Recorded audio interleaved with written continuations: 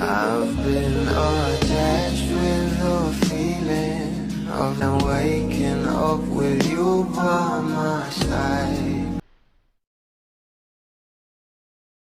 Pinag-uusapan na nga, tumaani na ng maraming komento ang isang post patungkol sa ating Belle Mariano.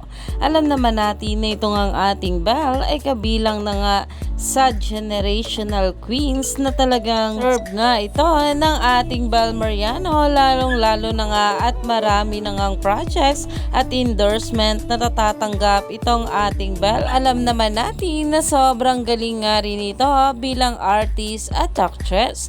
Pero ito na nga guys ang pag-uusapan natin dahil ito nga ang ating Belle Mariano ay talaga namang palagi nga nakakasama sa mga bigating actress ngayong generation nila. At ayon pa nga guys dito sa post rectifying the list, the current race of the 5 leading Gen Z superstar. At ayon nga guys sa mga bula, for me Belle remains the biggest star to beat in the new gen.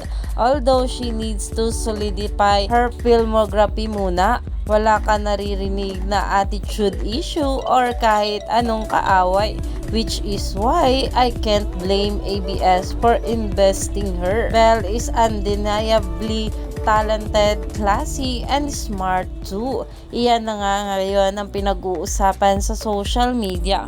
Alam naman natin na marami nga talaga ang mas lalong umahanga ngayon sa ating Belle, lalong-lalo na nga sa ginawa nitong movie na Meet, Greet, and Buy.